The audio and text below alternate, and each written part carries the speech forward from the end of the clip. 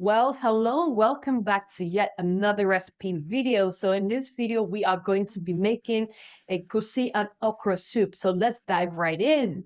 So I am adding red palm oil, organic palm oil. Yummy. All right, so once it has heated up, I'm going to be adding chopped red onions, which you have seen me do right now. And here I have separately onions, a little bit of red bell pepper. I have habanero peppers. And yes, we have blended it or grounded it. And then here I have crayfish. You can also use mini dried prawns or shrimps. So here I'm just going to wash it and add it to our blended mix. So I'm just washing it. It's quite clean. This particular crayfish is quite clean. So I'm just washing it to get rid of any dust. So I am adding it to our blended peppers. Okay. Well, I should say grounded pepper. All right. There we go. It is all chopped up. And now we are going to be adding the egusi or ground melon seed to the palm oil and onions. I can get the smell already. So we're going to give that a quick stir. We're just toasting the ground melon up a bit, not going to fry it excessively, just going to toast it. And then I'm adding that pepper and crayfish mix. We're just going to give that another stir. This brings out, that bell pepper brings out, a lot of flavor. For some reason, bell pepper in melon or egusi soup, oh wow. If you haven't tried it, try it. All right, and now let's go ahead and get some frozen chopped up okra. I chopped up okra some time ago, so it didn't spoil, and I put it in the freezer. So here it is, nicely preserved. It's been in the freezer for weeks. So we're going to be using it. I'm going to pour the first half, add half of that. See, it's still frozen. You can see the white ice there. So there we go. Continue to stir so that it heats up some more. And then I'm going to add some of my protein, so mostly cow skin or pomo. So this is already pre-cooked, pre-seasoned. And now I'm adding stockfish, also steamed up a bit. This is dried stockfish, soaked and now steamed with a little bit of salt. So it's ready to go straight into the soup. Now I'm adding a little water. We're going to be adding water a little bit at a time. This is highly flavorful, so the water is not going to dilute the flavor. All right. So if you look at that, it's now creamy. The smell just filled the whole house. It's nice and rich. You can see that richness in the soup. So, but we're not yet done. We're going to give that a stir, and we still have to season it. So I'm adding salt.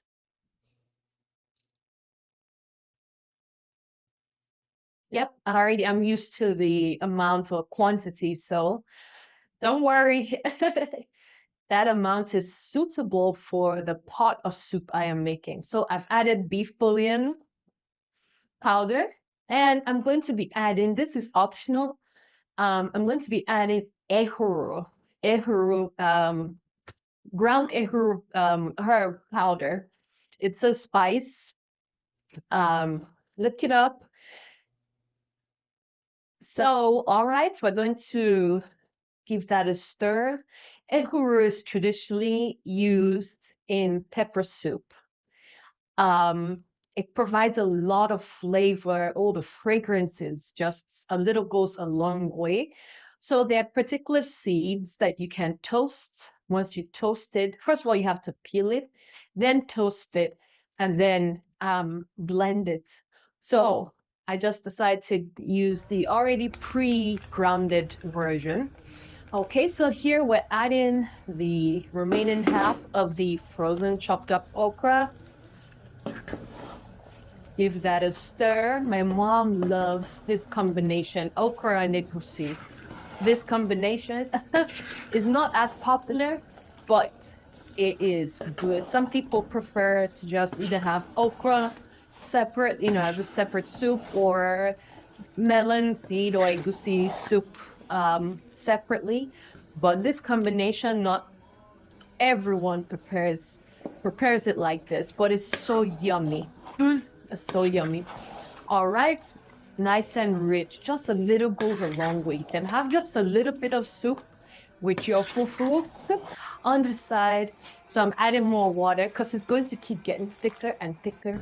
But anyway, now it's time to add the vegetables. So let's see. I have some Chinese, I think it's one of those bok choy, Chinese spinach or Asian spinach. I hope I'm calling it correctly. Anyway, so here I am. I have chopped up the spinach and I'm going to add it to my soup.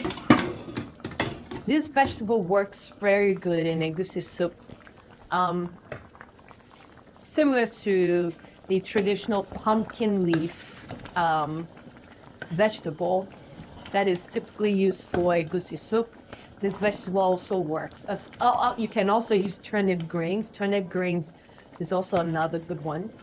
All right, so yep, now that we've added it, look at that. Oh my goodness, this is rich, creamy, tasty. You know what? At this point, all I can say is bring your bowl. Let me put some in your bowl and share. But guess what? You have this video. You can make it yourself. Just go to the African market, buy the ingredients. I think you can also get the ingredients on Amazon. The ingredients that you can't normally typically get from the regular grocery store, you can get it from Amazon. See, we're adding the vegetables now. Everything is just rich and yummy. All right. Once we've added the vegetable, it shouldn't take too long because we don't want to overcook the vegetables. So just give that a stir. And if you want to see how I cut the vegetable, check out another short. I'm going to either post another video or a short on how I cut the vegetables. You can check that out. Also, at this point, if you've watched up until this point and you've not subscribed, really, please do consider subscribing. It encourages me to post more videos. The more you like, thumbs up, share, I will be posting back-to-back videos. All right, so now look at that. This soup, oh my goodness, it is yummy, so tasty. And see here, I'm not closing the pot totally so I don't overcook the vegetable. I just want it to heat up a little bit. And like that, it is ready. Bon appetit. I'll see you in my next video. At this time, if you've not subscribed, hit that like button and share this video. And I'll see you in my next one. Bye.